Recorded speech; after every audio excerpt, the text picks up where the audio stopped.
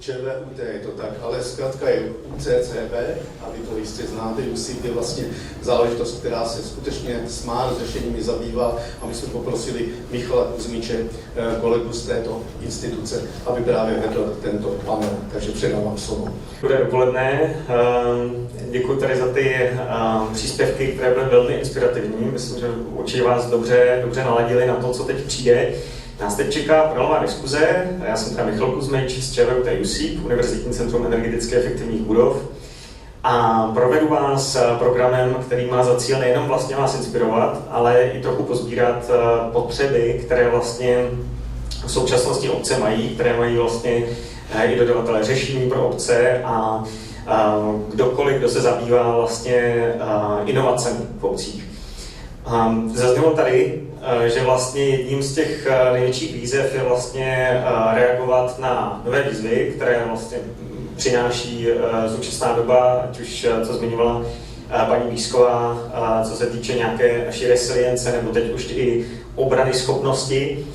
A zároveň CESMOD jako takový chce vlastně reagovat na vznikající potřeby obcí. Chce být schopen vlastně pružně adaptovat ty nové příležitosti, které nám přináší digitální řešení, o kterých se teď budeme bavit, aby vlastně co nejlépe odpovídala tomu, co obce potřebují. My jsme teďka v situaci, kdy vlastně ta rychlost, s kterou se objevují nové nástroje, nové inovace, je tak vysoká, že my vlastně jako běžní smrtelníci téměř nemáme šanci, možná až na pár výjimek, třeba vidíte někdo z panelistů na tom tempu doby skutečně se snaží být, ale je to velmi vlastně takový jako závod Achilles želvou, kdy prostě se snažíme dohnat ty inovace. Vlastně my můžeme slyšet dneska úředníky, kteří se dohadují, jestli je lepší používat Copilot, Claude nebo ChatGPT, a pak přijde čtvrtý a řekne, že je přece DeepSeek, a já nevím, jestli tady někdo používá DeepSeek. Jo? Tak máme tady inovátory. Každopádně vlastně budeme se hlavně bavit teda o tom, co je důležité, o těch principech. Já jsem moc rád, že máme vlastně 6 panelistů, kteří si připravili vlastně krátkou nějakou vstupní myšlenku na pár slajdů. Jeden z nich, teda Patrik Reichl, má keynote, takže bude mít trošku delší příspěvek a vlastně předat vám svoje zkušenosti s tím, jak teď vnímají vlastně ten vývoj, co je důležité, na co se soustředit, aby jsme zbytečně nezavředli do dohadování se o tom, který nástroj umělé inteligence je třeba lepší a kdo má přesnost 98% a 99%, ale aby jsme se skutečně bavili o tom, kde je ten přínos pro rozvoj obcí. Takže já bych teďka, aby jsme se ponořili do toho detailu, do té praxe, jednak vás chci pobídnout, protože nejdřív budou teda ty příspěvky a pak bude ta diskuze, tak abyste už přemýšleli nad tím, co vás opravdu zajímá, jak byste kriticky reflektovali to, co vlastně tady zazní, a třeba i trošku konfrontovali naše řečníky, oni to snesou, oni to vydrží. Takže připravte si to, protože po těch krátkých vstupech to hlavně, na co se chceme soustředit, je panelová diskuze. A teď už bych chtěl pozvat postupně na pódium všechny naše speakery. První, jak jsem říkal, je Patrik Reichl.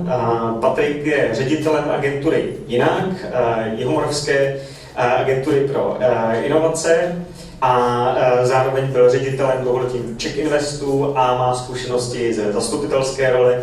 Takže Patriku, já tě poprosím, jestli by si zaujal místo, protože postupně vás, ano, můžeš se usadit pohodlně, postupně pozvu všechny speakery, než jim předám slovo. Druhého bych na podium rád pozval Leonarda Valeckého z Masarykovy univerzity, z katedry počítačových systémů. Takže někoho, kdo se velmi dobře vyzná v tom, jak všechny ty systémy fungují zevnitř, z druhé strany. Taky tě poprosím, jestli by si zaujal. Jo, voda je přípustná, takže určitě si nalijte, nebo občerstvete se. Třetího bych rád na pódium pozval Lukáše Eršila z Future Hub, dlouholetého i pracovníka inovačního centra Ústeckého kraje. My vám pak zatleskáme naraz, jo. Já šetřím čas na tu diskuzi. A Lukáš je průkopníkem vlastně v celé řadě vlastně aplikací. On je ambasadorem celé řady nástrojů, které se vyskakují vlastně každý den. Můžete sledovat Lukáše, jak postuje o nových nástrojích, o tom, co dovedou, o tom, co ještě nedovedou, ale zítra budou. Takže určitě je to povolaný člověk pro věcnou diskuzi. nad tím, kde jsou hranice těch technologií. A dál bych na podium pozval na Pavla Čermáka, jednatele společnosti Hype Digital SRO, který vlastně je v té roli, který musí těm obcím být schopen nabídnout už tu praktickou službu a má s tím celou řadu zkušeností. A ještě nejsme na konci, protože máme z Masarykovy univerzity ještě jedno speakera, Patrika Procházku. Patrik se zabývá umělou inteligencí a řekne vám něco o modernizaci úředních desek. A last not least, kolegyně z ČVUT, která vlastně tu digitalizaci vnímá z toho materiálního pohledu taky trošku, jestli to tak můžu říct, protože se zabývá kyberbezpečností zařízení, je třeba jako je fotovoltaika. A tím, jak vlastně skrz digitální vlastně cestu, datovou neviditelnou, vám někdo může dost výrazně ovlivnit život v tom, jak začne řídit vaše strojové zázemí. Tak myslím, že jsme to namíchali tak, abyste si z toho mohli vzít každý něco. Tak, teď už může přijít ten potlesk pro naše panelisty. Máme kvadrátové mikrofony, tak já vás poprosím, abyste si nasdíleli, kdo si chcete k tomu stoupnout, můžete. A postupně se ujali slova s tím, že Patrik Reichl s prvním keynotem, který se nazývá Úřad v obýváku. Děkuju. Tak, jsem tu představený, moc děkuju, Michale. Já jsem si připravil a paní Tisková už mi vzala spoustu věcí, které jsem chtěl říct já, zase krásně holisticky, takže téměř moje keynote může proběhnout a můžu ji odrkat během 5 minut. Já jsem si připravil tuhle prezentaci a je tam napsáno, že jsem to připravil já a na konci se přiznávám, že vlastně ne já. Já jsem připravil jenom prompty a využil jsem k tomu umělou inteligenci na úplně všechno. Se rovnou přiznávám na úvod a jenom jsem to nasázel Ctrl-C, Ctrl-V do Google Slides, protože tohle ještě pořád ChatGPT neumí to dát do PowerPointu a do PDFka. Takže tohle byl můj jako přístup k tomu, jak to připravit.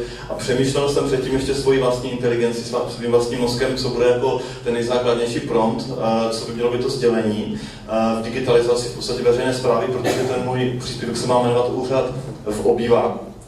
Tak jsem si říkal, že shrnu to, co dneska už je možné, jenom pro jistotu, protože tady budeme o tom pak debatovat.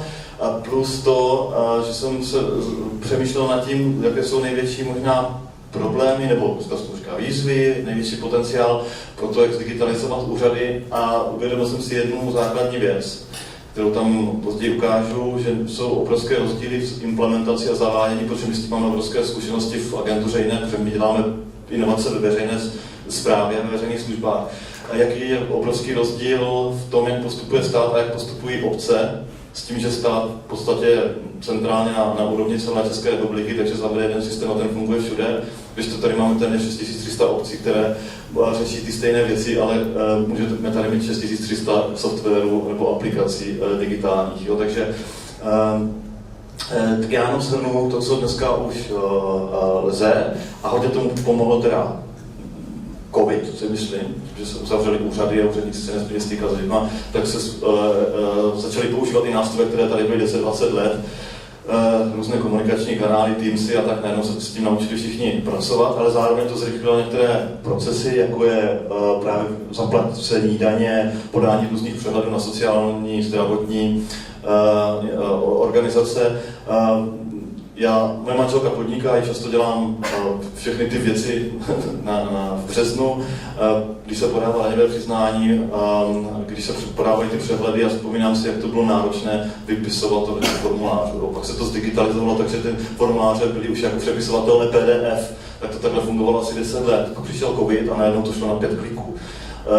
Pak jsem měl chvíli pocit, když skončil COVID, že to zase nejde, jo? Že úředník se říkal, ne, my chceme zpátky ty papíry, jo? A teď už jsem to dělal zase a už to šlo zase fakt jako, všechno si to načetlo z těch registrů občana, nemusel jsem nic opakovat, mohl jsem dokonce skopírovat loňské přiznání, jenom tam dělat úpravy jako pecka. Fakt to trvalo 5 minut, stačilo vidět tu částku, kterou vydělala a dalo se tam nabouchat. Takže takhle zaplatit daň, podat daňové přiznání, nevím, jak to bude podat žádost o důchod, pro mě, já to ještě si říkám daleko, tak nevím, to jsem nezkoušel. Každopádně vyřídit občanku, vyřídit řidičák, tak jak to ukazovala paní Písková, tak to dneska už běžně jde, včetně toho portálu dopravy, ten je taky skvělý, tam prostě přepíšete auto, koupíte auto, vyřídíte si jeho ne přepis, ale to, že si ho zapíšete poprvé do registru a dokonce vám pošlou i, mělo by to tak fungovat, už přes Českou poštu, která je taky státní, domů SPZ-ky. Takže takhle už to daleko zašlo, což jsem moc rád, takže to víceméně jde. Tady je nějaké, to, co se už dneska zvládne z gauče a u čeho jsem já narazil je e-recept, protože si vzpomněl, když jsem nastupoval do Jinagu, což teď bude za chvíli 3 roky, tak jsem si musel jako nový zaměstnanec vyřídit takovéto potvrzení od lékaře, když tam nastupujete, to myslím, že už je zrušeno teď nějak od letošního roku, plus minus, nějaké změny tam jsou. A umělá inteligence si dělá software, já to nemačkám. Každopádně k e-health, když jsem nastupoval, tak já jsem měl povinnost si udělat takovou tu vstupní lékařskou prohlídku. Přišel jsem tam, zavolal jsem tam, že si vyzvednu jenom asi to potvrzení, protože samozřejmě můj zdravotní dokumentaci lékař má.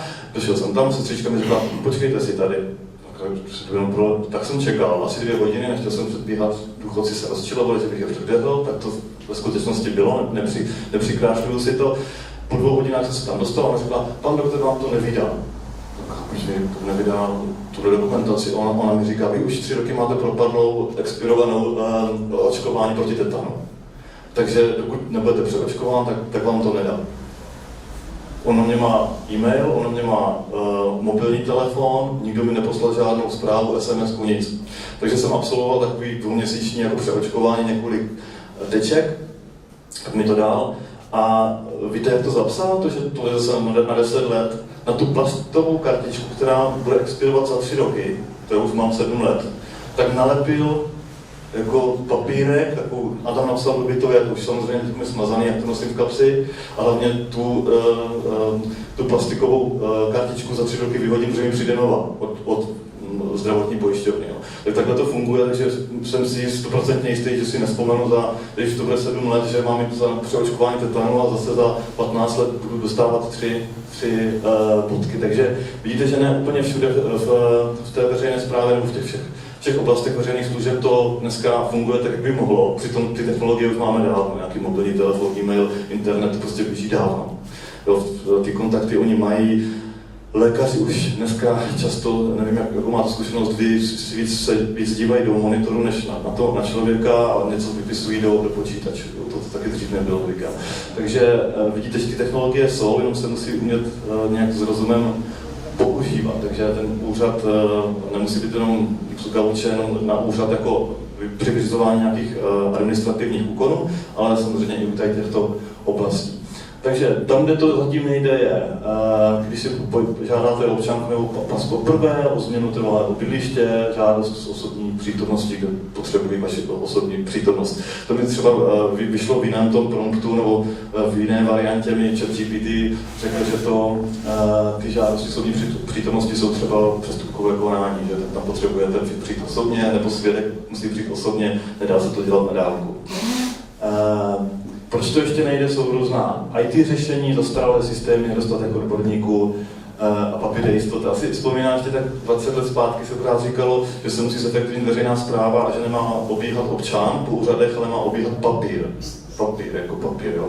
Tak to už dneska taky asi neplatí, všechno je to v těch registrech, systémech, takže už neobývá ani papír, ale v podstatě ty úředníci na různých místech by měli mít přístup do těch systémů a vidět, co se online aktuálně odehrává v té vaší záležitosti, takže je tady takový větší pokus právě s tím digitálním stavebním řízením, kde by to mělo taky fungovat a víme, jak to zatím dopadlo, ale to možná je i ten problém, který je tady popsané, že jsou různá IT řešení, různé zájmy a nedostatek odborníků, anebo v tomto případě třeba u toho digitálního stavebního řízení bych řekl, že tam úplně vynechali tu část, která je velmi dobrý, skvělá národní síť zdravých měst a naše agentura se taky o to snaží a to je participace, že do toho nezahrnou lidi, kteří s tím budou pracovat a používají to a proto to dopadlo asi tak, jak to dopadlo. Tak a tady je ta věc, na kterou jsem přemýšlel, to byl takový jako challenge, taková výzva k tomu všemu je, ona to mluvila, myslím, že i paní doktorka Vruhová, že CESMOD se zaměřuje i na ty regiony, nebo především na ty regiony, které jsou transformující se, ono se říká hospodářsky sociálně slabé, ale taky nově s největším potenciálem, protože jsou jako blíž ke dnu, takže když jste víc udná, tak se víc můžete odrazit, protože jste víc, máte pokrčené nohy, takže to je mnohem lepší, než když stojíte na špičkách, jako poli růstu. Tak jsem přemýšlel nad tím, že stát je sice pomalý v tom zavádění, oproti třeba i Ukrajině, která, jestli jste to zaznamenali, my jsme měli před 2 lety jednu uprchlici u nás na půl roku zaměstnanou, ona se pak vrátila na Ukrajinu a byla z ministerstva digitalizace z Kyjeva.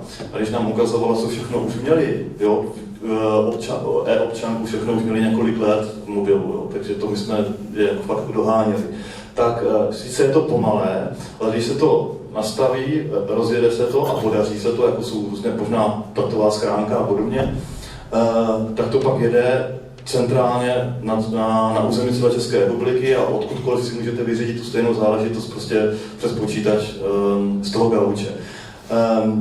V čem je trošku problém u obcí je, že oni sice jsou rychlejší v rozhodování, zastupitelstvo se může sejít v podstatě do 10 dnů podle zákona, nebo tak nějak to je, zákona o obcích.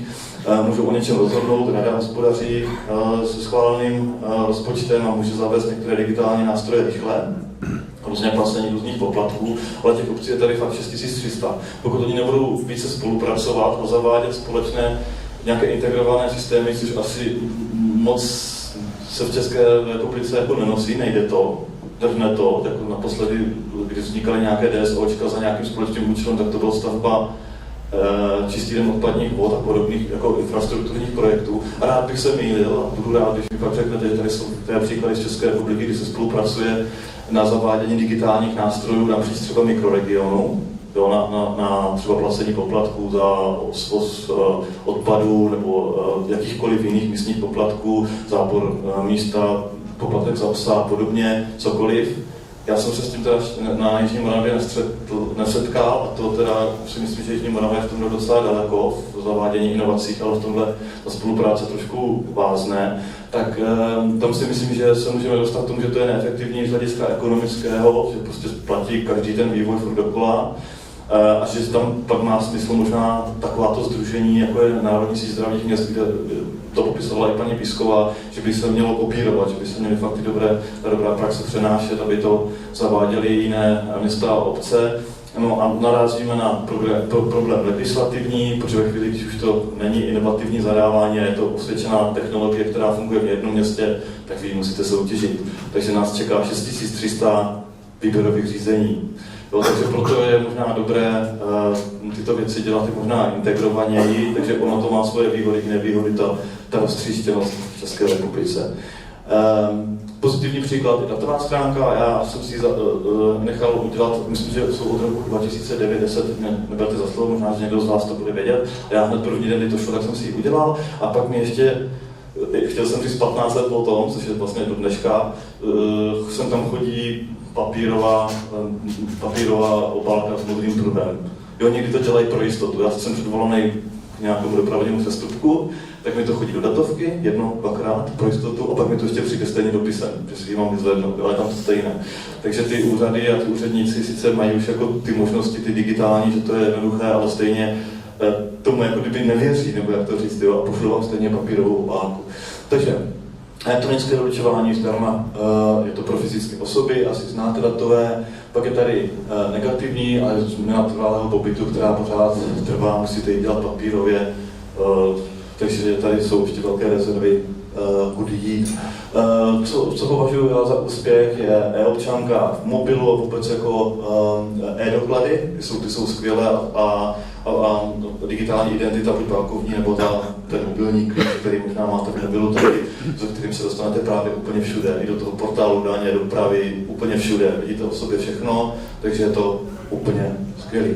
Tak budoucnost je snad jednotná platforma, hlavně pro ty obce, pokud by to nějakým způsobem šlo, automatizace, no a pak potřeba nějaké politické vůle toto dělat, protože když to zkusili lidi naposledy na té centrální úrovni, tak to nedopadlo úplně nejlépe, skončilo to výměnou ministra s pánem rozpadem vlády, ale my se můžeme zasloužit o to, aby ta digitalizace se hodně pohla v městech a obcích, ve kterých žijeme. Takže moje sednutí je založit si datovou schránku, mít mobilní identitu, teda identitu občana, Doufám, že ji máte. Prosím vás, můžete zvednout ruku, kdo to nepoužívá? Super, tak to je skvělý, děkuju, tak splnil, co jsem chtěl.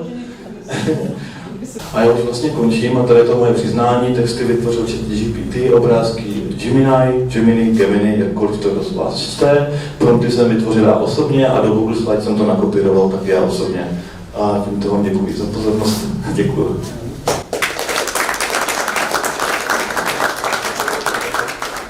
Patriku, moc díky, můžeš zaujmout tady pozici vsedu. Určitě Patrik je člověk, který zkouší ty inovace na sobě, je to early adopter, jak jste pochopili, a zároveň i na kraji, což je jeho vlastně pole působnosti a myslím, že v diskuzi bychom se k tomu mohli vrátit. Pustil tady do éteru nějaké myšlenky týkající se seskupování obcí, stran na využívání digitálních nástrojů, tak to si myslím, že je taky velmi zajímavé téma. No a teď se přesuneme k druhému příspěvku, prosím o údernost 5minutovky. Teď přichází Leonard Valecký a ten se vlastně vrátí ke kořenu taky trošku toho zadání, protože my teď vlastně jsme mluvili o tom, že máme spoustu nástrojů, které umí věci generovat, tvořit, analyzovat, ale na základě čeho? A to je téma Leonarda, který bude mluvit vlastně o data-driven cities a guessing-driven cities. To budeš muset vysvětlit asi. Určitě. Dobrý den všem. Moje jméno je Leonard Valecký, jsem z Fakulty informatiky Masarykovy univerzity, kde se teda dlouhodobě už zabývám výzkumem, který se týká smart cities. A ten termín, který tady je guessing-driven cities a data-driven cities, je něco, co já jako dlouhodobě razím. S tím data-driven cities, s tím jste se možná už setkali, že všichni mluví o tom, že se musí všechno měřit, že musíme zhromažďovat ty data, musíme vyhodnocovat, dělat indikátory a tak dále. A oproti tomu já jsem postavil druhý, řekněme ten extrémní příklad, to je guessing-driven cities, kde máte město, kde si prostě říkají, no, ono by bylo dobrý udělat tohle, tak to uděláme, ono to nějak dopadne. Prostě dojmologie, prostě máme dojem, že tohle to bude fungovat, máme dojem, že by to mohlo být takto. A já bych rád vysvětlil, že v podstatě ani jedno z těch měst nemá pravdu. Nemají pravdu ani ti, co všechno chcou měřit a všechno chcou hodnotit na základě těch tvrdých dat a čísel, který všichni známe, ale taky není samozřejmě úplně dobré se tak jako domnívat, co bychom měli dělat a vůbec nestudovat ty efekty, které to má. Data nejsou rozhodně jen třeba počet aut nebo spotřeba energie. Data jsou mnohem širší. A já tady tuhletu otázku, jaká data byste potřebovali, kdybyste řídili své město,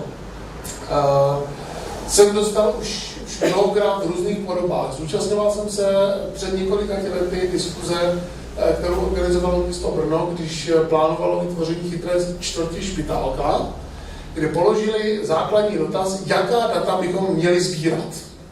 To je úžasná otázka, když děláte nějaký koncept. Jaká data bychom měli sbírat? A to já jsem jim řekl, že na to neexistuje správná odpověď, protože buď vám řeknu všechno, a tím jsem vůbec nepomohl, a nebo řeknu žádná, protože nevím, k čemu je potřebujete. Prostě data sbírám tak, že je k něčemu potřebuju, a to je ten klíč. A já, když jsem slíbil, že budu úderný, tak tady mám několik příkladů, jak může ten mýtus data-driven cities vypadat. Jo. První věc je, máme hodně senzorů, tak jsme chytrý. Jo, máme narvaný všechno, měříme cyklostezky, počet cyklistů, počet chodců, měříme hluk, měříme exhalace, měříme všechno a jsme strašně chytrý. Ale ty kvantitativní data nejsou všechno, protože při těch interpretacích těch dat může docházet ke spoustě chyb, protože vám tam chybí jeden obrovský rozměr. Jo. Tak mám několik příkladů. Mimochodem, já jsem si tu prezentaci taky nechal vytvořit, ChatGPT. Jo. Akorát teda mě nabízí, jestli to chci do Google Slides, jo, jako, jo, ale jako, musíš si to spojit Google diskem, tak to udělá. Jo, mě to udělá. Mě má radši. Jo, že třeba počet incidentů roste, znamená to, že město je méně bezpečný, anebo se prostě jenom zlepšil počet hlášení. Jo. Říká se, že stoupá, jo, když tady byla narážka na IHEL, že stoupá počet diabetiků, no, ale ono taky stoupá počet vyšetření a stoupá prostě přesnost těch dat, že jo, stoupá prostě počet těch vyhodnocení. Jo, klesá mi počet aut, máme úspěšnou dopravu, no, ono tady musí být pravda, prostě jenom možná víc lidí pobíží někde jinde a vytváří se mi ten problém někde úplně jinde. Nízký čerpání sociální podpory znamená to, že máme méně chudých lidí? Ne. No, možná ty lidi nemají přístup k informacím, to znamená, musím to nějak zjednodušit. A to se prostě stydí. Spousta lidí se bojí požádat o pomoc. A to jsou prostě věci, které z těch tvrdých číselných dat nezjistíte. A to, co my, a teď se vracím už k tomu, co my v rámci toho CESMODu chceme dělat, my chceme spojit tyhle ty 3 typy dat. O těch prvních už jsem mluvil, to jsou ty kvantitativní, to jsou ty tvrdý čísla. My tam máme jako partnera firmu Obce v datech a ty si v těch tvrdých datech strašně lipujou. Oni vytvořili, možná někdo z vás viděl, i žebříčky měst, že jo, které jsou lepší, které jsou horší a samozřejmě jako v těch, řekněme, méně, nechci říkat rozvinutých, ale prostě v těch problémových regionech to vychází špatně, ale zase mají největší potenciál a tam to není úplně vidět. Takže potom my potřebujeme ty kvalitativní rozhovory. A to jsou příběhy, rozhovory, zkušenosti obyvatel, zkušenosti uživatelů, který vám to rozšíří. A pak potřebujete, a na to se strašně zapomíná, data kontextovat. Proč to všechno potřebuji? Proč to všechno měřím? Co chci vlastně vylepšit? Jo? Jaký mám cíl, nějakou udržitelnost? Potřebuji vylepšit ten well-being. O tom, co mluvila Ruth Písková, že chceme vylepšit rezilienci. Ale vylepšení rezilience, na to potřebuji samozřejmě jednak tvrdý data, kterým to změřím, ale potřebuji i ty kvalitativní indikátory, kterým řeknu, jak se ty lidi tam potřebují, aby se cítili. Jak se mají cítit uživatelé. A jenom velmi rychle stručně jednu vsuvku, protože Ruth mě potěšila, že používá řidičské průkazy jako příklad. Já je používám taky. Ale já je používám jako negativní příklad ze svojí vlastní zkušenosti. Když já jsem si žádal řidičák, bylo to čerstvě potom, co to zavedli v portálu občana, že si můžete požádat přes portál občana, já jsem byl zrovna na dovolené, že jsem zajásal, nikam nemusím chodit, požádal jsem si o řidičák, všechno proběhlo a přišlo mi za 14 dnů opravdu výzva, že si mám přijít pro nový řidičák. Tak jsem tam přišel, to si musíte vyzvednout, nebo tehdy jsem musel teda osobně. Jak jsem si říkal, bylo to o prázdninách, promluvím si s úředníkem, nikdo tam nebyl, jak je to teďka báječný ta digitalizace. No. A tak jsem říkal, tak je super, že teďka už to nemusíme vypisovat a jako všechno to digitálně. On říká, myslíte? Ta žádost, kterou vy jste vyplnil na to portál občana, přišla mě, já jsem musel vytisknout. Dal jsem ji do obálky, poslal jsem ji do firmy, která pro nás dělá řidičáky. Tam ten řidičák udělali, poslali mě k tomu další 4 papíry, ty já jsem dostal, poskenoval jsem je a vy si můžete přijít pro řidičák. Ale občan je spokojený, jo? Občan je spokojený. A tohle to mám taky žádný kvantitativní data, ukazatel, počet digitálně vydaných řidičáků bude výborný, ale ty kvalitativní data, že prostě úředníci s tím mají 3krát víc práce, tam nebude. Jo? A proto je důležité mít ty kvalitativní data. Byť na mě spousta lidí, když já to říkám, někdo říkal, už to tak není. My už to posíláme digitálně. Já jsem říkal, ale bylo a spousta takovýchhle příkladů se dá určitě ještě najít a jsem si určitě jistý, že těch příkladů máte celou spoustu a už se na ně těším v diskuzi. Všecko. Super. Tady to jsou velmi cenné zkušenosti, děkujeme. Samozřejmě ze státní správy krev neteče a máme tady samozřejmě i příležitosti k digitalizaci na úrovni obcí a tam samozřejmě každý má nárok na to si zkusit to, jak mu to půjde. A díky moc za to, jak jsi zdůraznil tu kontextovost u těch dat. Myslím, že to je další z přínosů CESMODu, na který se chce soustředit a určitě se k tomu vrátíme. Teď už přichází Lukáš Eršil. Jak jsem říkal, Lukáš je vlastně průkopníkem primárně generativní umělé inteligence, o které budu mluvit. Možná zmíníš něco dalšího, takže tvých 5 minut. 5 minut. Tak. Dobrý den, já jsem si teda prezentaci nenechal generovat, já jsem si ji psal sám. A hnedka ukážu tu kvalitu, je to trošku horší, než to generovaný. Ale to vůbec nevadí. Já jsem si to psal sám z jednoduchého důvodu. Já jsem na sobě začal pociťovat to, že jak často používám tu generativní umělou inteligenci, tak já začínám blbnout. Já přestávám používat svůj vlastní mozek a všechno předávám k umělé inteligenci. Takže já se začínám učit mě odznova dělat prezentace, odepisovat na e-maily, psát na sociální sítě a tak dále. Dobrý slova zlý pán. Tak zní dnešní téma. Za mě jednoduše. Určitě všichni používáte ChatGPT. Je to tak, že jo? Kdo používá ChatGPT a zvedne ruku? Pustý. Kdo používá Gemini? Ještě lepší. Kdo používá Copilot? Taky dobrý. Co se týče těch jednotlivých nástrojů, který používáte, tak často se mi dostává dotazů. Dobrý den, pane Ryšele, měl bych zájem o školení. Můžete k nám dorazit, většinou to je třeba z města, může být i z firem, z různých produkčních společností a tak dále. A říkám, určitě vážíte si svých dat, nebo si jich nevážíte. Samozřejmě si vážíme, OK, že ChatGPT dáme na stranu, jo, jdeme na Gemini nebo jdeme na Copilot. A zjišťuju vlastně v podstatě, že spoustu lidí spolíhá strašně moc na výsledky z toho ChatGPT. Kdybych mluvil rozdělou, tak mě pak stopně, jo, protože já se dostávám nějak trošku do hloubky. A ten ChatGPT, já v tom vidím obrovský problém. Myslím si, že pak možná k tomu bude pak víc informací tam od kolegyně. Každopádně, tím, že my se strašně spolíháme na ten ChatGPT a na další aplikace, které můžeme používat a které nám generují nějaký krásný content, nějaký hezký obsah, tak ztratíme tu vlastní individualitu. Co to může znamenat? Můj krásný příklad, beru to vždycky na sobě. Vytvořil jsem si výborného asistenta, byl dokonalý, říkal jsem si ChatGPT. Umím jedním prstem tady naklikám asistenta a budu to mít. Dal jsem se ho na výzvu a zavolala mi jedna paní, jestli si v rámci výzvy může koupit nemovitost, ze který bych chtěla udělat nějaký podnik. Tak jsem si v tom asistentovi zeptal, může si paní koupit tady nemovitost v rámci této výzvy a ChatGPT napsal. Prodá se své znalosti a ano, může. Jo, a ty znalosti jsem tam nahrál, tam různý ty výzvy a tak dále. Ano, může. A po půl roce se mi paní ozvala a říká, no a teď koukám na tu výzvu a teď půl roku na tom pracuju a nikde jsem nenašla zmínku, kdyby si koupila nemovitost. Já jsem vám to říkal. To jsem se dneska začal dohledávat v mailu a já jsem jí to opravdu napsal. Tak jsem začal dohledávat ChatGPT, protože jsem tu odpověď poznal, že jsem to není to z mý hlavy, ale je to z ChatGPT a ona tam ta odpověď nebyla. Tam bylo napsáno, že si může pořídit nemovitost a to je všechno.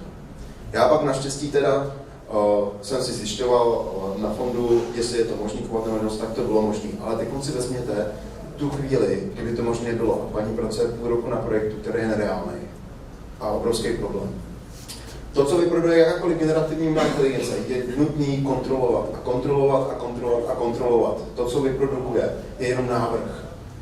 Prostě se na tom pak sedneme a opravíme si to všechno. Já jsem si tady dal to, co dneska pomocí ChatGPT například dělají hackři, že plánují kyberútoky, dělají malware, testují to pak na různých phishingových reklamách a tak dále.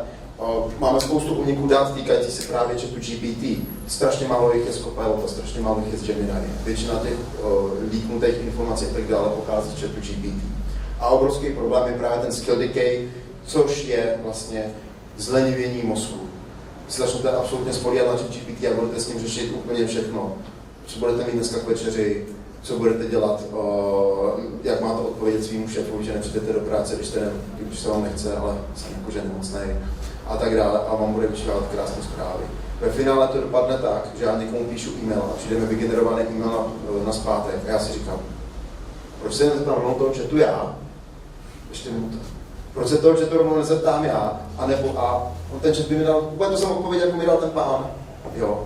Takže moje úloha je, to se vždycky stane na mě, mojí úlohou, nebo to bych chtěl říct, je, abychom i používali svůj vlastní mozek, vlastní úsudek při používání toho jakýkoliv generativní umělé inteligence. Pozitivní důsledky, už mám končit. Pozitivní důsledky o tom, to jsme se tak nějak řekli, rutinní automatizace rutinních prací a tak dále. A obrovskou výhodu vidím v tvorbě chatbotů a právě, že dávám slovo Pavlovi. Jo, tak jsem ti vzal asi to slovo. Já tě ještě pochválím, Lukáši, že to začal skvělý. To jsem si myslel, jestli ten ChatGPT ovlivňuje motoriku. Motorice mám taky, jo, mimochodem můžu. Rychlosti, motorika, hlavně u chirurgů, teď se vyvíjí takový ty nástroje, robotika a tak dále. A hrozí, že chirurgové nebudou umět pak pracovat s jednou motorikou jako s rukama, protože to budou dělat roboti, jo. To je jenom takhle. Díky. Tak to je samozřejmě, šijeme si svoje pasti, tak to je důležité, vlastně to, co tam svítí a to, co tam svítilo, ty plusy, minusy, takže AI s rozumem a samozřejmě vnímat ho jako návrh. Myslím si, že to byla klíčová myšlenka tady. Myslím, že jste připraveni plynule navázat, protože Pavel Čermák už vlastně má zkušenosti s konkrétní implementací chatbotů v obcích, takže si poslechněme zkušenosti. Čermák Pavel, dobrý den. Já jsem jednatel a technický ředitel společnosti iDigital a my se zabýváme zaváděním AI do systémů firm a institucí, primárně v podobě virtuálních AI asistentů, jak vlastně už předesílal Lukáš. A přepínat slide potřebuju. Tak. A my jsme vlastně jediná společnost, která se do toho jako vrhla po hlavě a podařilo se nám docílit velmi vysoké přesnosti a nasadit právě tyto AI asistenty i na krajské úřady a statutární města. Už vlastně z začátku nám pomohlo i inovační centrum Ústeckého kraje, kde jsme se seznámili třeba Lukášem. Vidíte, že mu šťastnou košili na sobě dneska. A pojďme se podívat z praxi, co to znamená vůbec a k čemu, jaký problém řeší v té veřejné správě chatbot. Tak z průzkumů, které jsme si dělali nebo vyčetli, více jak 60% občanů a celkově i sami můžete říct, když navštívíte nějaké webové stránky, tak do pár vteřin, když nenajdete to, co hledáte, tak odcházíte. V dnešní zrychlené době, kdy každý chce všechno hned, ideálně do 3 sekund, tedy spousta lidí kouká na TikTok, že jo, i když tady asi není to cílovka úplně, ale ano, určitě. Jo. Kdo koukáte na TikTok, jenom tak na matkově, skutečně, už jsme tady asi trošku. Jasně.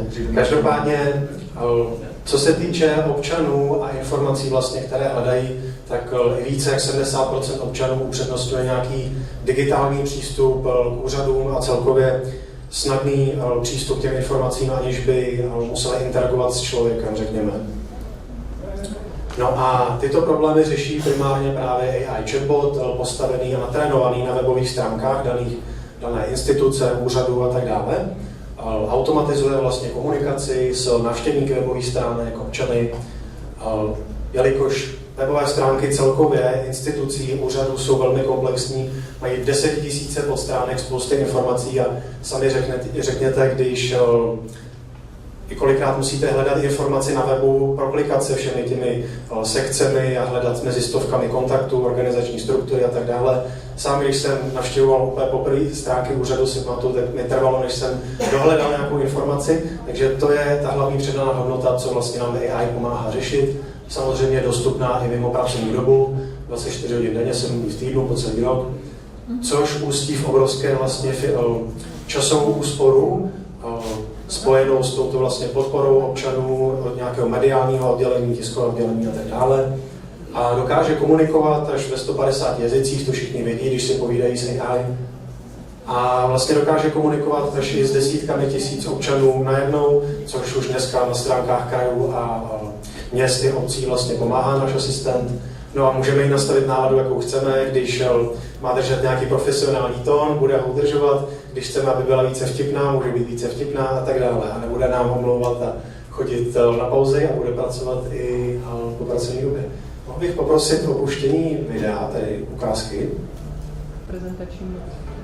Máme k tomu i krásnou hudbu. No, takže tady vlastně můžeme vidět, když už si chatbota na webových stránkách například Ústeckého kraje občan otevře, tak už ho zdraví a vlastně občan se může zeptat lidskou konverzační cestou na to, co potřebuje, co ho zajímá, ať už je to třeba otvírací doba daného úřadu, kde je úřad otevřený vlastně a dostanu rychle lusknutím prstu vlastně se sumarizovanou odpověď napříč, třeba úřední doba napříč všemi odděleními, mohou se zeptat, jaké dotační tituly nabízí daná instituce, víceméně nějakoukoliv informaci, která se na tom webu nachází, já se mohu zeptat a vlastně chatbot ji prohledá, proskenuje si vlastně ty webové stránky a dostanu tu odpověď, kterou hledám a mám usnadněnou navigaci, takže fakt ten čas a přidaná hodnota tady jde opravdu znát.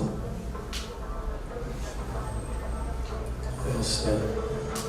Vidím, že vlastně dostanu i prokliky na ty dílčí sekce, takže mám opravdu usnadněnou navigaci a kolikrát se dozvím jako spoustu dalších informací přímo z těch dílčích stránek, ale jak říkal Lukáš, vždycky je třeba si ty informace ověřovat a i náš chatbot nemá 100% přesnost, ale dokázali jsme se dostat až na 98% v některých případech, což u konkurenčních chatbotů a out of the box ChatGPT vůbec takhle jako neodpovídá právě. Takže to bych řekl, že je to naše know-how, co se nám podařilo docílit. Tak no, prosím o finální myšlenku. Finální myšlenka tady vlastně poskytujeme našim jako klientům reporty právě z těchto systémů, co si ti občané píší.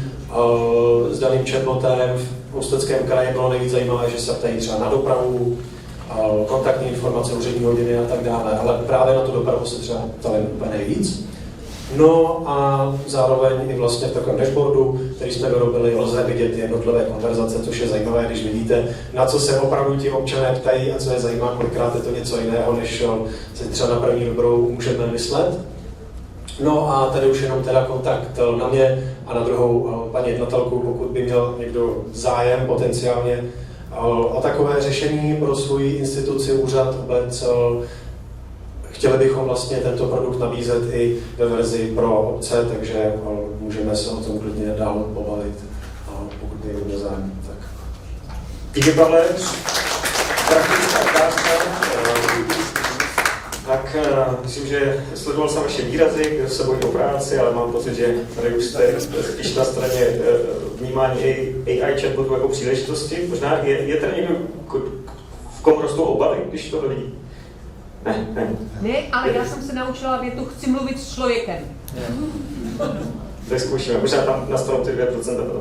Tak dobře, blížíme se do předfiniše s Patrikem Procházkou, který vlastně se dívá na to, jak využít vlastně digitalizaci u úředních desek, něčeho, co každá obec musí mít. Tak dobrý den, díky za čísla, že tam kolik procent lidí chce ty digitální služby a tak. Musí to být srozumitelný. Úřední desky v současné době nejsou srozumitelné, absolutně vůbec. Každý podání, který je vyvěšený, tak má o sobě nějaký metadata, číslo podání, kdo ho vyvěsil, od kdy je to vyvěšený, a pak je tam tak hezky přilepený PDF soubor, který obsahuje vlastně to sdělení samotné. Dost často se na těch úředních deskách nedá vyhledávat, to velmi, si myslím, chybí taková funkcionalita. Takže úřední desky začaly být, to je přijde taková, ty současný stav úředních desek nepřijde ta reakce na to, že byla nějaká povinnost, takže se to zprovoznilo, udělalo, bohužel je to nepřehledný, těžko použitelný a občané téměř nevyužívají. Prostor pro můj krátký dotaz, kdo byl v posledním měsíci na úřední desce města. To má lepší publikum. Tak my jsme se zaměřili na otázku, jak udělat úřední desky použitelný v 21. století. Samozřejmě nám s tím pomohla AI. Tak, proč vůbec proč vnímáme ten projekt jako důležitý? Ty digitální služby musí být snadno použitelný. Kolega říkal, uživatelé opouští webové stránky, pokud nenajdou informaci, kterou hledají do nějakým rozumným čase, což se právě děje. Pokud chceme zvyšovat zapojení občanů a transparentnost, musíme začít u takových jednoduchých služeb, jako jsou digitální desky, aby těm občanům byly přístupné. Tak my jsme s projektem byli na hackathonu pro Brno. Byl to téma, který si přineslo samo Brno, že máme úřední desky, moc nám to nefunguje, co s tím dokážeme udělat. My jsme vytvořili platformu pro úřední desky, která je nadstavbou nad současným systémem, vůbec do něj nějak nezasahuje, jsou to otevřená data, normálně vezmeme si otevřená data.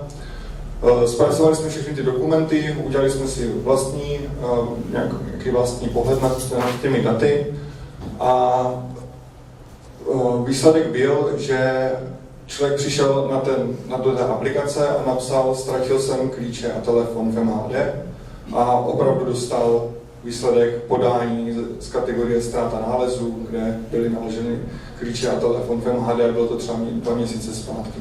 Ta představa, že se procházím v Brně úřední desku 2 měsíce zpátky a ještě si u toho hledám ztráty a nálezy, když to filtrování pořádně nefunguje. Mělo to velké ovoce, tak velké ovoce, že jsme ten hackathon vyhráli, dostali jsme i cenu Brno AI a co jsme tímhle projektem ukázali, že ta digitalizace není jenom o tom vyvěsit PDF na hrozně vypadající web. Čest obcím a městům, kteří se snažili aspoň té úřední desce nějaký hezčí kabátek, než většinou vypadá, když to je nějaká nástavba nad spisovou službou. No a vytvořili jsme nějaký funkční koncept, který se městu líbil. Ověřili jsme, že je to technicky možný a tak to nám dalo nějaký start, kdy teď máme před sebou spoustu práce, samozřejmě potřebujeme i s občany projít, co by od takové aplikace očekávali. Tu stejnou konverzaci budeme vést i s městy, protože to není jenom aplikace pro občany. Platforma bude otevřená, podobně jako u kolegy je to škálovatelný, bez nějaké složité implementace. Všechno to funguje nad současnými systémy, který už město nebo obec má funkční. Důležitá myšlenka, nechceme digitalizovat papír, ale opravdu, aby to pro ty lidi bylo srozumitelné, takže jedna z dílčích částí je, že třeba pro každý ten dokument generujeme nějaký krátký popis toho, co v tom podání vůbec je, a člověk nemusí to PDF stahovat a procházet ho jako sám. Skvělý, tak jestli to je finále, můžeme? Jo, tak potles, prosím. Děkuji.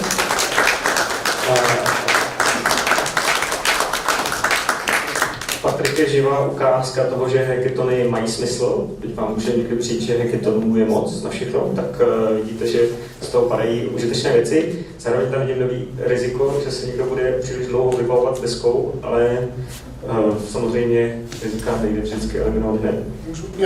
Omlouvám se, jenom doplnit jednu informaci, ono se dokonce ukázalo, že to může být velmi zajímavý téma na výzkum, protože právě ty digitální úřední desky jsou téma Patrikova PhD.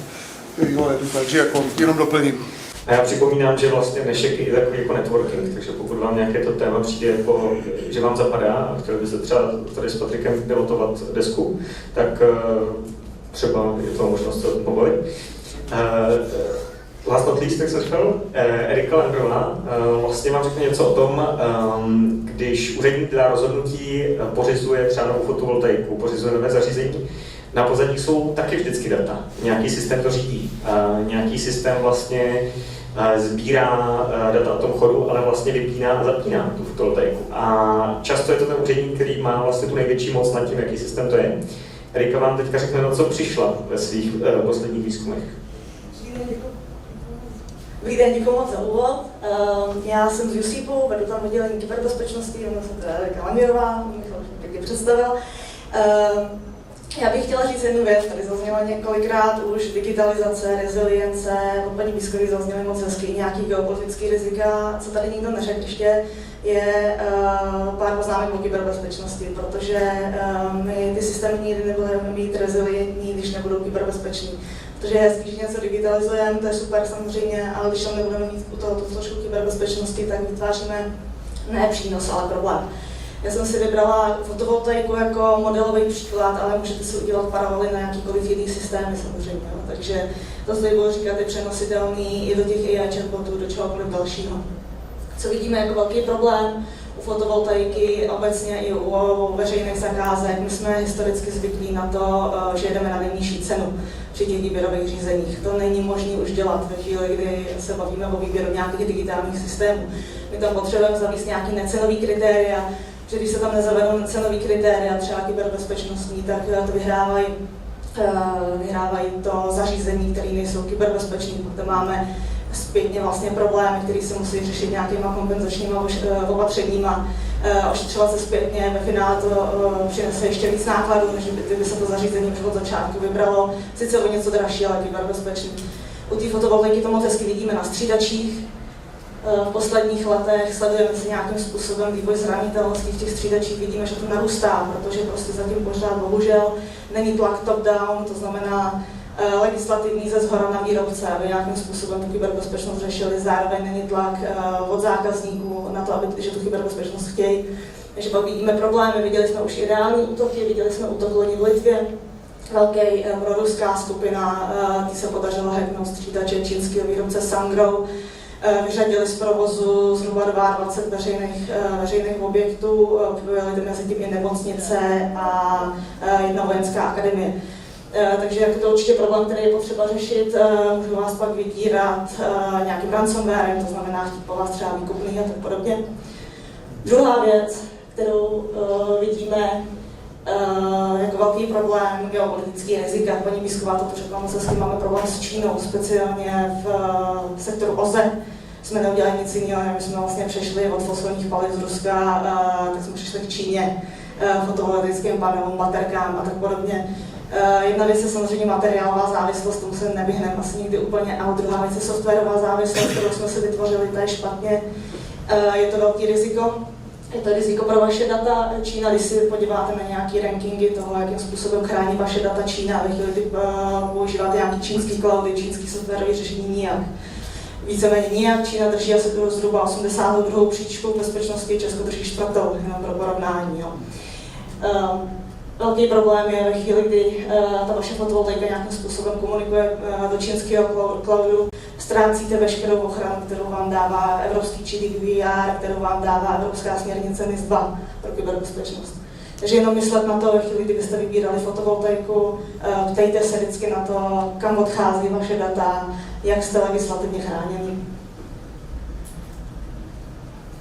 Poslední poznámka, to už je taková hodně technická, nevím, jestli je to někdo, kdo se trochu orientuje v síťařině, každopádně jestli ne, jenom myslete na to, kdybyste tu fotovoltaiku už potom reálně někam integrovali. My se potkáváme strašně často s tím, že fotovoltaika obecní se připojuje do stejné sítě, jako máte úřední počítače. Takže to je strašně rizikový, my už jsme to viděli několikrát. Na různých případech vypral jsem jeden moc pěkný, kde se vlastně skrz chytrý termostat v akvárku podařilo dostat až do databáze kasína a ukrát z toho citlivý data. Takže dejte pozor. Není to něco, že my se tady vymýšlíme kyberbezpečáci nějaký pravidla, aby jsme vás teda s proměnutím za to slovo buzerovali. Všechny ty pravidla, které se pořád omílají dokola, oddělovat sítě, oddělovat technický systém je od kancelářských, to tady nejsme tak pro srandu, ale opravdu má to jako vážný důvod. Můžete prostřednictvím zranitelné fotovoltaiky přijít o poměrně citlivý data, který na tom pořadě máte. Takže to je ode mě všechno a moc děkuji za pozornost.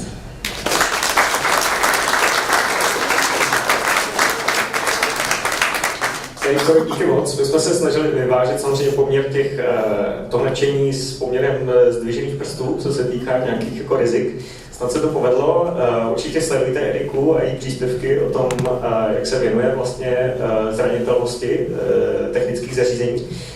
No a teď konečně se dostaneme k tomu vlastně, že se budete moct ptát vy. Zároveň my jsme to chtěli využít a ptát se taky vás. Takže jsme připravili slajdo, které ale abychom ještě znásobili ten čas, který máme, tak jsme dali přes QRK, takže vás poprosím, na stěnách najdete QRK a před sebou vidíte QRK. Naskenujte si během diskuze, je tam pár otázek, které se týkají obcí, týkají se práce s daty, s chatboty, s AI i kyberbezpečnosti. Takže určitě je to celá zpětná vazba i pro projekt, aby jsme zase se posunuli dál a měli nějaké reálné vstupy od obcí. Ale nejenom od nich. Tak teď bych rovnou asi otevřel prostor pro vás, protože předpokládám, že vás letos vyprovokovalo. Máme putovní mikrofon, když tak jsme mohli, super. Tak tady Patrik má připravený na vás dotaz, co se týče počtu akváriek. Necháme nejprve dotaz publika. Tak Vojtek Belch, ČVUT USIP, mě vyprovokovala kolegyně Erika.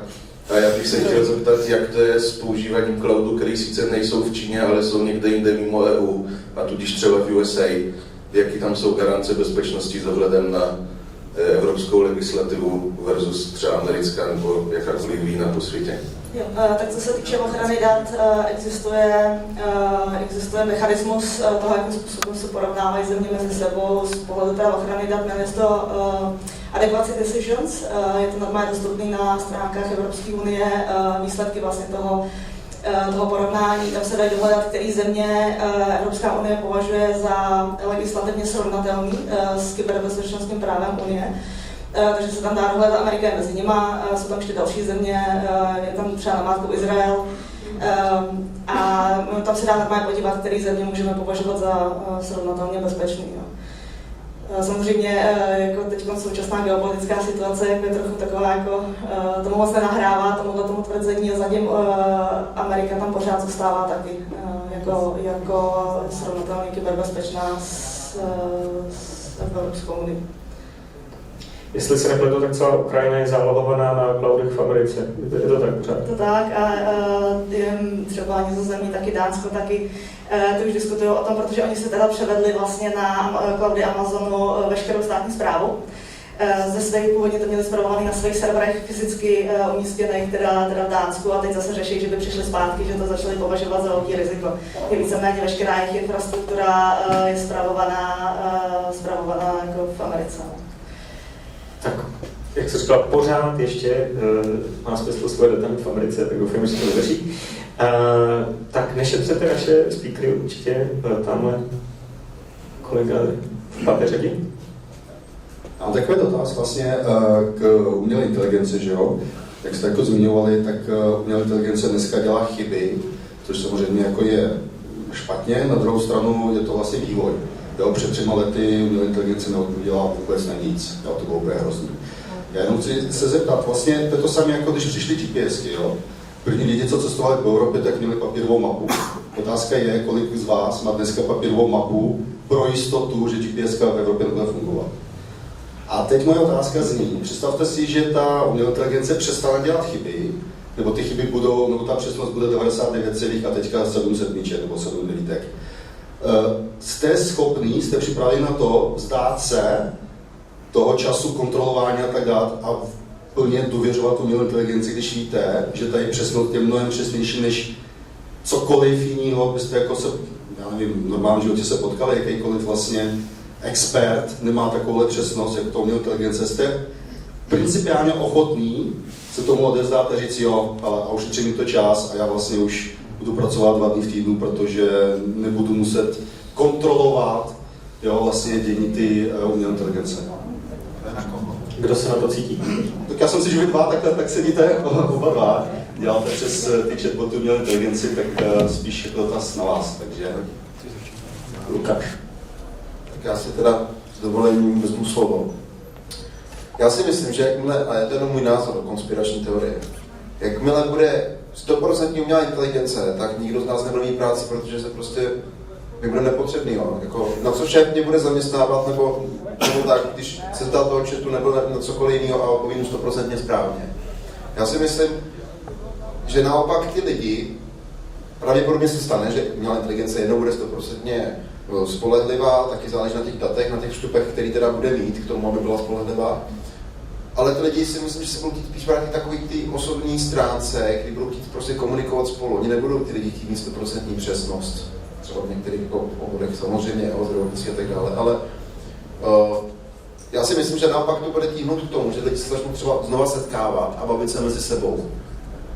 To je takový můj názor. Jasně. Raz, dva, tři.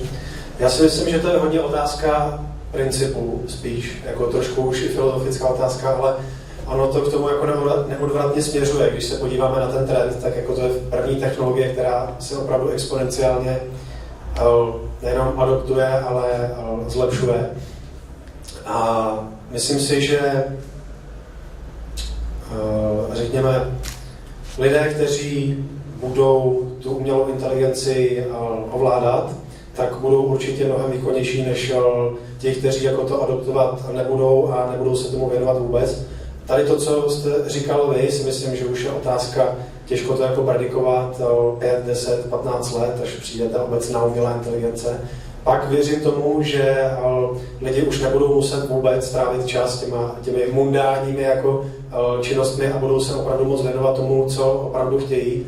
A jak říkáte, 99,9% přesnost něčeho nemá ani už dneska pomalu člověk, jako v některých úkonech. Takže pak už to bude otázka jako principu, chci dělat nějakou práci, pokud jo, asi mě opravdu baví, když robot to zvládne jako rychleji, přesněji, automaticky, ale řekli, že jsme od toho jako ještě daleko, nebál bych se toho, spíš bych tomu, když už se bavíme jako o té morální otázce, tak přistupoval jako s otevřenou myslí prostě, a protože i vlastně z toho, jak my tu umělou inteligenci používáme, interagujeme s ní, tak ona vlastně se z toho trénuje, protože z čeho jiného je natrénovaná než z těch dat, které my jsme napsali za ty desítky let jako dozadu. No? Takže snad jsem trošku odpověděl na to aspoň. Já si na to můžu zareagovat, protože byť to z mé prezentace vyplynulo, tak já se zabývám poměrně jako dohloubky spíš praktickým použitím toho AI, než jako vývoje AI. Jedna věc, kterou já říkám studentům na všech svých přednáškách, je, že jako není pravda, že AI nahradí plně člověka ve všech činnostech, ale lidé, kteří umí pracovat s umělou inteligencí, nahradí ty, kteří to neumí. Tohle to je jistota do budoucna, takhle to prostě bude. A já teďka v nejnovější době vám doporučím 2 analýzy, které vyšly na LinkedInu, které jsou poměrně varující, které říkají, že jednak se prudce mění design všech kompetencí a dovedností, které potřebujete k vykonávání jakékoliv práce. A AI dokonce způsobí do 4 let změny 70% těch kompetencí. Do 4 let musíme v podstatě změnit de facto celý vzdělávání, celý školství, všechno nám ta umělá inteligence překope. Takhle to prostě je a my na to buď budeme schopni zareagovat, nebo nebudeme. Ale jako je to přesně o tomhletom. A já jako to vztáhnu trošičku i na ten CESMOD. Hanka si na to určitě taky vzpomíná. Když se tvořil koncept, tak z MMR a neustále, a pak nám to bylo i vytýkáno při hodnocení, že my vlastně jako nemáme konkrétní popis, čeho ten projekt dosáhne. My jsme jim marně vysvětlovali, že ten projekt je mimo jiné spojený s nasazením umělé inteligence.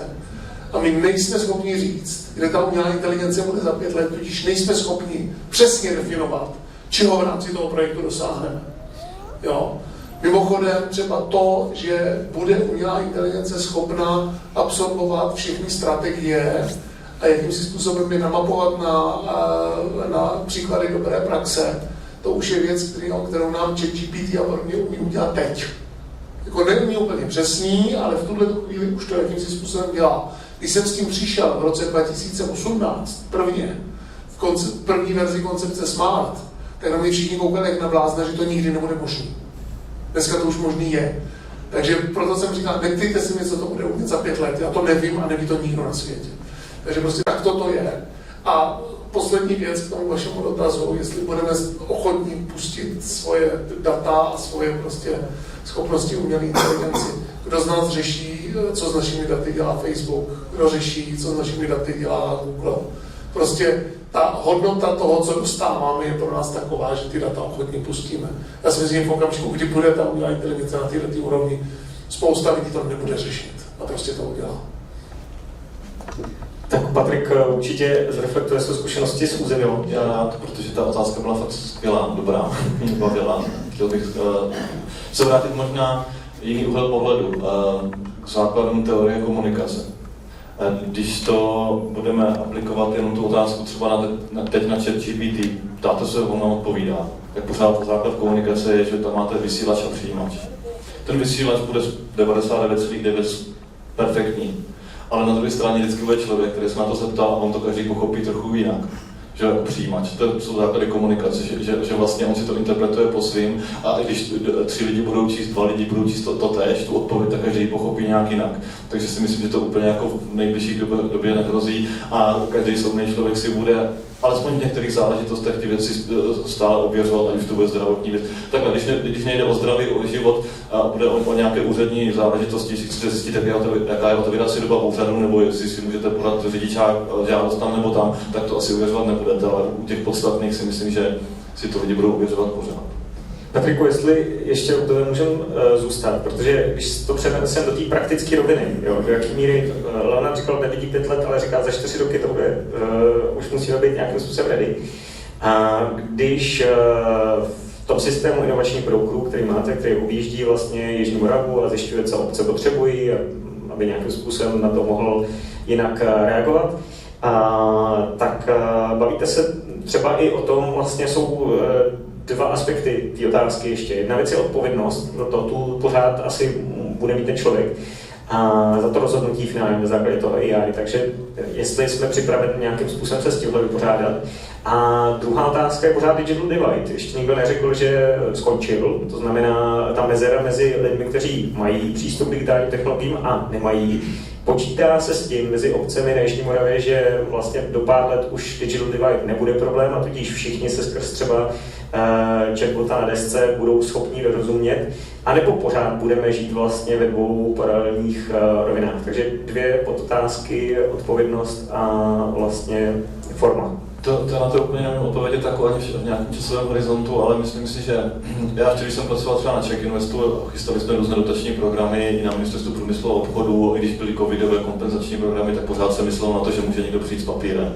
Jo, strašně to blokovalo ten systém, protože se pořád tvrdilo, že seniori nebo někdo nemá přístup k internetu, takže prostě nebude moct podat žádost digitálně. A to si myslím, že tohle už postupně bude jako ubývat, protože přece jenom ty generace už umí pracovat s internetem a s přístupem a i k přístupům třeba k internetovému bankovnictví a tak ty lidi nutí, že už tohle jako umí, jo, i seniori prostě používají mobilní aplikace, ale jestli jako Jižní Morava je v tohle trochu nějak výjimečná oproti jiným krajem, to vůbec neumím srovnat, jo. No, fakt je tam i na Jižní Moravě jsou obrovské rozdíly, tam obrovská divergence mezi právě tím, co zmiňovala paní Výsková, a to je tou oblastí metropolitní, tou ITI, a pak těmi vnitřními periferiemi, v našem případě teda i vnějšími periferiemi, protože máme sousedství s Rakouskem, se Slovenskem, tak to nedokážu vůbec jako posoudit v tuhle chvíli. Já fakt nevím.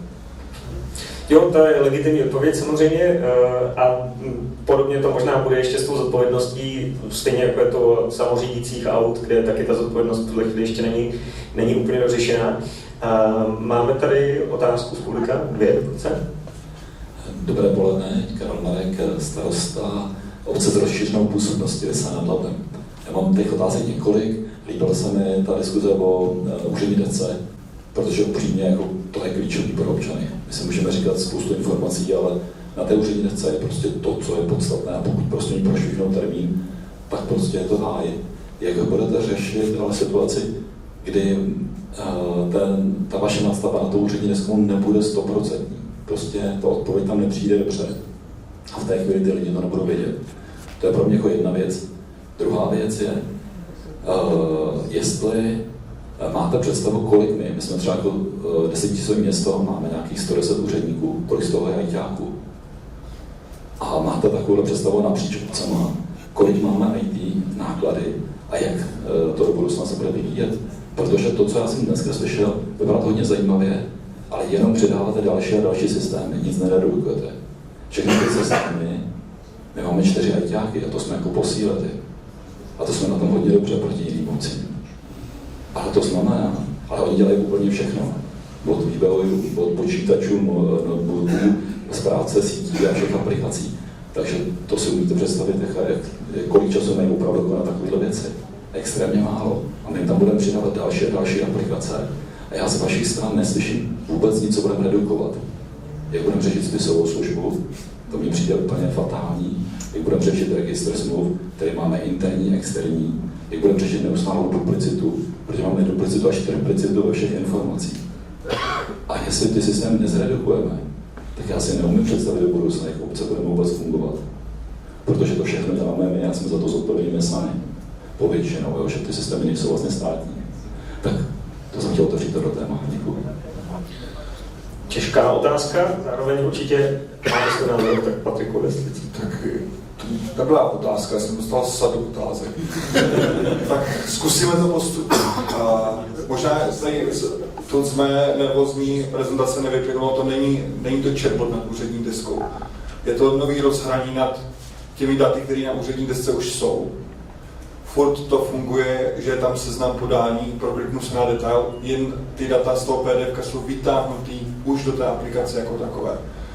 To, že bude v tom shrnutí toho dokumentu něco nepřesný, vlastně zjistí ten uživatel až potom, co by si fakt nastudoval to PDF. No, když ty systémy dneska halucinují trochu, ale už dokážou být, když člověk řekne striktně čistě jenom obsah tohohle PDF, tak ty shrnutí už bývají velmi přesné. Nevím teďka přesné číslo, ale je to opravdu přesné. Opravdu přesný, docela přesný. Jo. Tak, k těm ajťákům. Tohle je něco, co nám říkalo Brno, prosím, hlavně ať to nespravujeme si sami. Jo, to je výsledek toho, ten má být projekt, který by si město řekne, my to chceme, ale to provozujeme to my.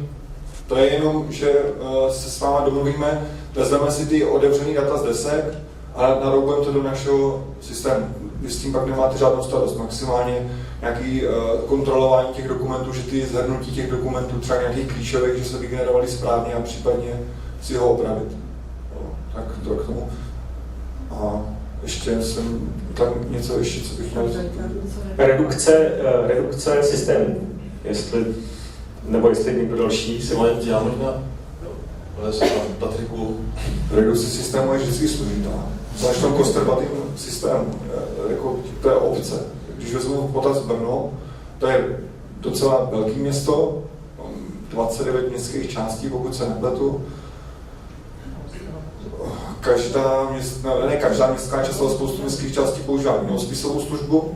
Když jsme dělali ten prototyp, tak jsme naráželi na to, že spousta městských částí pro stejný typ dokumentů má úplně jinou šablonu. Takže naučit potom vytěžování těch dat z těch dokumentů bylo docela poříšek.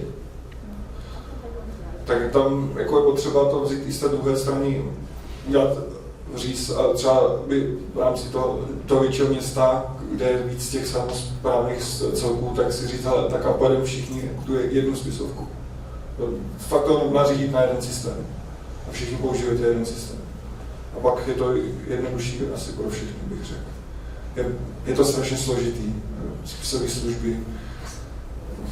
Já bych možná tomu dodal ještě takový jiný úhel pohledu, taková, použiju analogii biodiverzita těch systémů, že jich je tolik, vlastně způsobuje to, že se neredukuje počet úředníků.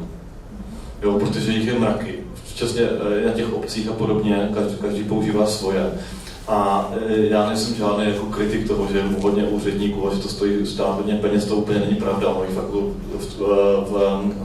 v řádově množství těch veřejných pracovníků, kteří pracují v veřejném sektoru, není tolik. Jo. To je přehnané vždycky ty představy o tom, ale oni fakt se nesnižují ty počty, jo. Oni postupně časem pořád rostou, přestože tady máme nové technologie, nové komunikační systémy, tak to si myslím, že je trošku důvodem toho, že těch systémů je víc a víc a vy potřebujete, protože každý úředník se naučí nějaký ten svůj a pak už není ochotný se učit nějaký jiný, tak to možná vede k tomu, že těch úředníků je pořád tolik a že postupně rostou.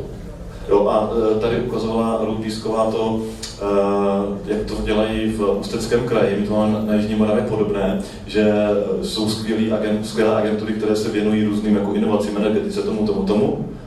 A když se na to podíváte, tak mě zajímalo, kolik ubylo úředníků na krajském úřadě Ústeckého kraje, kteří se tou agendou měli zabývat, jo? Protože stejně to se děje i u nás na Jižní Moravě. Oni vznikají různě analogicky běží agentury, které pak nejsou svázány žádnými legislativními tabulkami a nevím čím vším.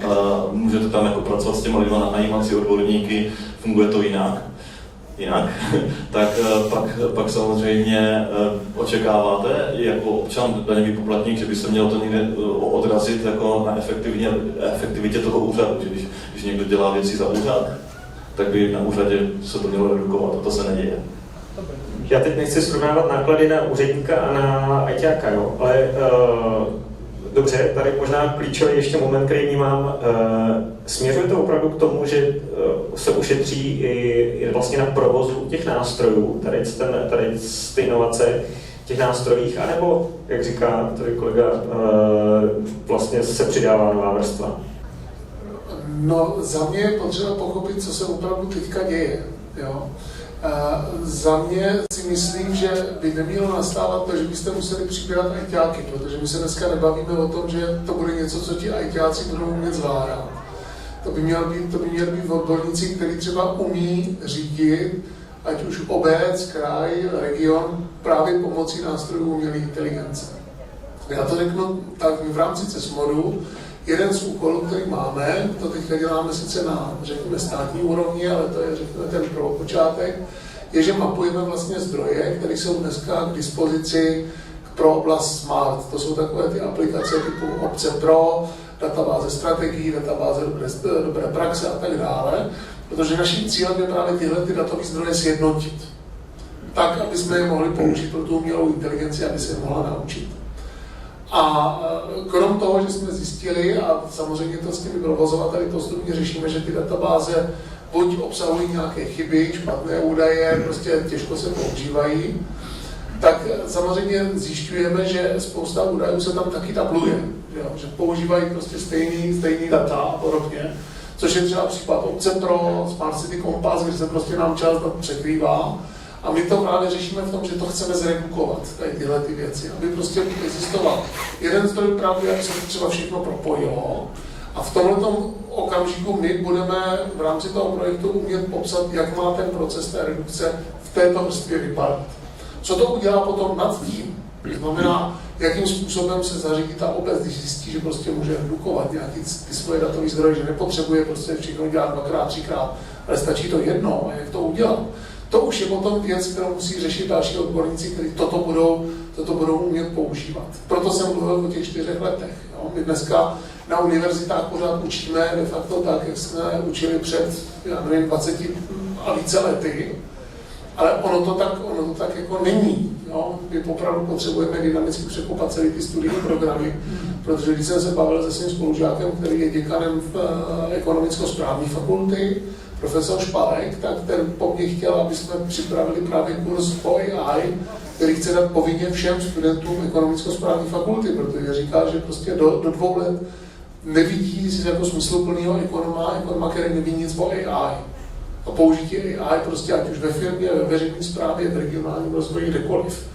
Ale jako to je poměrně osvícený případ a já o moc dalších univerzitách, které mají takovýhle přístup k tomu, velmi radikální, moc nevím, teda možná mi paní profesorka opraví. Doufám.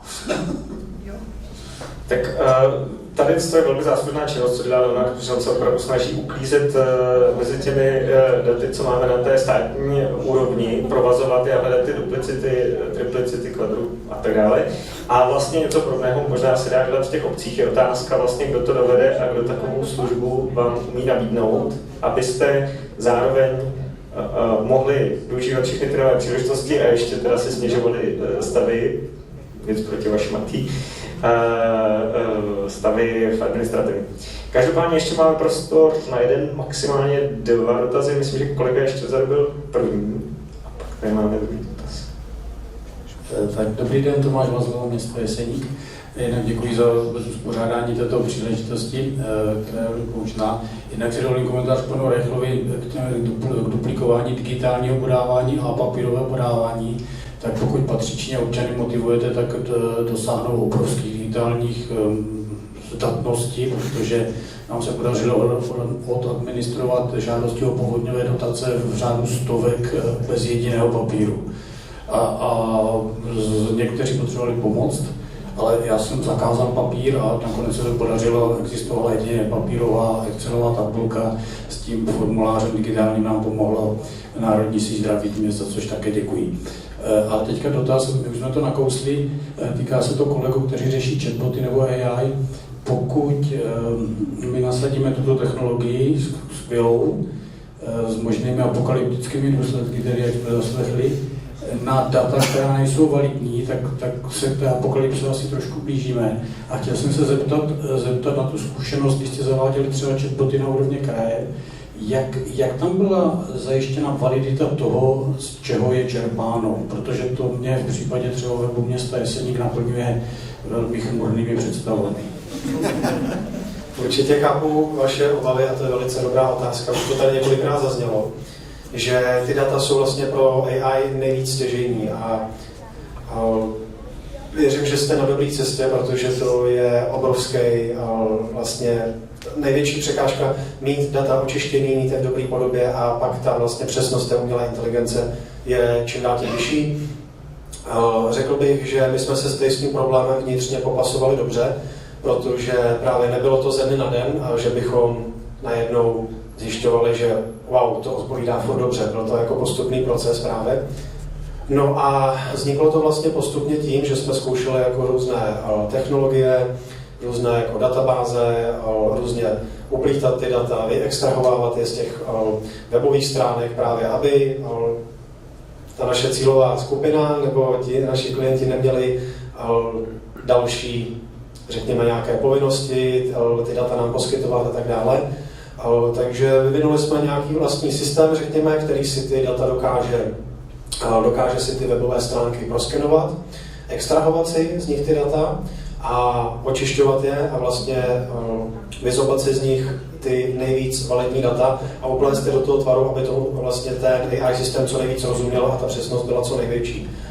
Takže to je jeden mechanismus, co používáme. A druhý mechanismus, pokud je to možné vlastně, tak v rámci nějaké technické součinnosti s IT oddělením daného města, kraje, obce, pokud to jde, většinou jsou webové stránky, běží na nějakém redakčním systému, většina webových stránek veřejné zprávy běží třeba na Vizmu, pokud máte webové stránky od společnosti Webhouse, tak jdou jednoduše z redakčního systému vyexportovat různé takzvané RSS kanály, strukturovaná data a pak my už jednoduše vlastně dokážeme toho chatbota na tyto datové zdroje napojit a on už si vlastně vyzobává ty očištěné informace, protože jsou v tom strukturovaném formátu. Takže to je ten ideální formát dat, když je to nějaké třeba XML, RSS a tak dále, tak pak ta přesnost je vlastně co nejvyšší.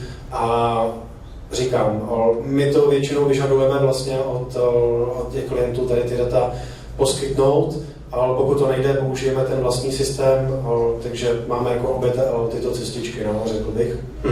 Díky moc, takže předčišťovat data, samozřejmě předtím, než vlezou do chatbota a poprosím jenom velmi stručný, rychlý dotaz, protože už lehce předtekáme do přesně do basketbalu. Tak Milan Kazda. Dobrý den, Kazda bez Knížice. Já rychlý dotaz, umí umělá inteligence ochránit naše data nebo vlastně kyberbezpečnost, dokáže tím nějakým způsobem přispět? Děkuji moc za dotaz. Dobrý dotaz pomáhá hodně a já se nasazuje třeba v síťovém monitoringu. Takže když si monitorujete síťový provoz, už jsou různý AI modely detekční, které vám dokážou detekovat nějaké anomálie v tom síťovém provozu, nějaké třeba náhlé zvýšení intenzity a vyhodnotí vám na základě toho, jestli je to riziko nebo ne, protože s čím jsme se potýkali doteď poměrně hodně bylo to, že nám chodilo hodně false positives z těch systémů, které neměly nasazený AI, to znamená, že hodně vlastně jako falešných poplachů, to se daří s nasazením AI hodně snižovat, že se vlastně ty data vracejí, řekněme, čistší a nechodí už tolik těch falešných poplachů. Takže tohle to vidím jako velký bonus určitě. Díky za stručnou otázku, stručnou odpověď. Díky za všechny otázky, velmi kvalitní, do detailu, všem speakerům. Připomínám QR, kdo jste si nenaskenovali. 3 odpovědi jsou, přestože jsem viděla tolik mobilů, kteří skenovali, tak 3 odpovědi, jenom abychom byli u té výtěžnosti. Takže ale, tak prosím, skenujte. Ještě jednou moc děkuji všem speakerům, Patrik Reichl, Leonard Valecký, Lukáš Aršil, Pavel Čermák, Patrik Procházka, Erika Langrová. Velký potlesk, prosím.